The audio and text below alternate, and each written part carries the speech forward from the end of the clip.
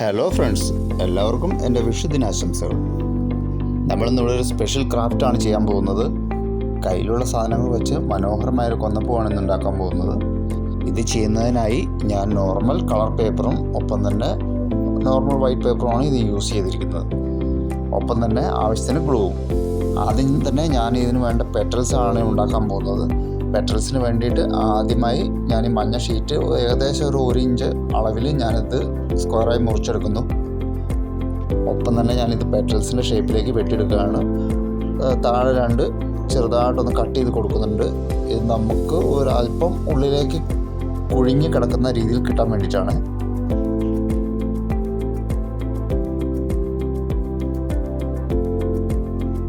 ഇതാ നമുക്കിതുപോലെ കുറേ അധികം ഉണ്ടാക്കി എടുത്തിട്ടുണ്ട്.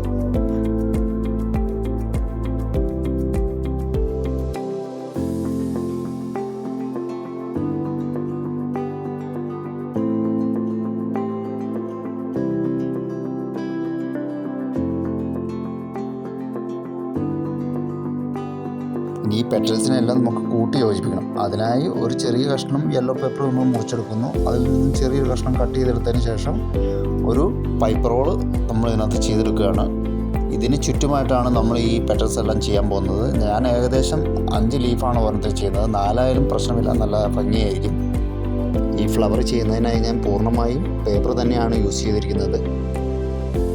ഷോപ്പുകളിൽ നിന്നും പലതരത്തിലുള്ള പേപ്പറുകൾ ഇതിനായി ലഭ്യമാണ്. നമുക്കത് മനോധർമ്മം അനുസരിച്ച് വാങ്ങി ഇതിൽ മനോഹരമായിട്ട് നമുക്ക് ഉണ്ടാക്കാവുന്നതാണ്. നിങ്ങൾക്കൊന്ന് ട്രൈ ചെയ്ത് നോക്കാവുന്നതാണ്.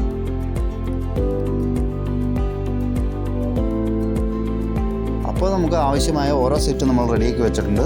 അടുത്തതായി ഞാൻ ചെയ്യാൻ പോകുന്നത് നമുക്കിതിന് വേണ്ട തണ്ട് നമുക്ക് റെഡിയാക്കി എടുക്കണം. അതിനായി ഇതുപോലെ ഒരു പേപ്പർ കട്ട് ചെയ്ത് നമ്മളിതുപോലെ റോൾ ചെയ്തെടുക്കുന്നു.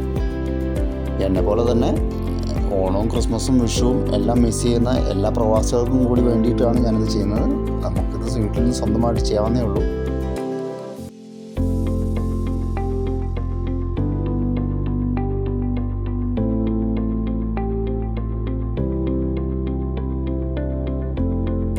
നമുക്ക് വേണ്ട ഒരു തണ്ട് പൂർണ്ണമായി ഞാൻ റെഡിയാക്കി എടുത്തിട്ടുണ്ട്.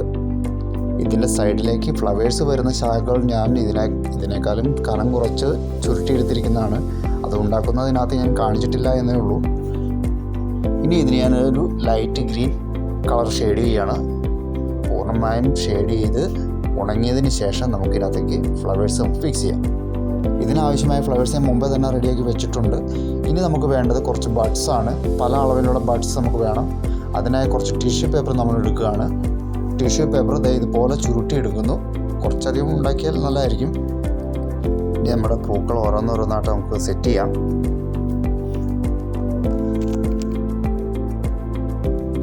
എൻ്റെ വീഡിയോ കാണുന്ന കൂട്ടുകാർ തീർച്ചയായും ഒരു ലൈക്ക് തരാൻ മറക്കരുത്. ഒപ്പം തന്നെ എൻ്റെ വീഡിയോ സബ്സ്ക്രൈബ് ചെയ്യാത്തവർ തീർച്ചയായും സബ്സ്ക്രൈബ് ചെയ്യുക.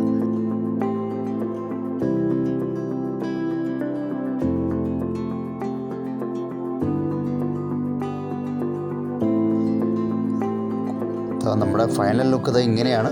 അപ്പോൾ എൻ്റെ വീഡിയോ ഇഷ്ടമായെന്ന് ഞാൻ വിചാരിക്കുന്നു. അപ്പോൾ എല്ലാവർക്കും ഒരിക്കൽ കൂടി എൻ്റെ വിഷു ദിനാശംസകൾ. ഹാപ്പി വിഷു.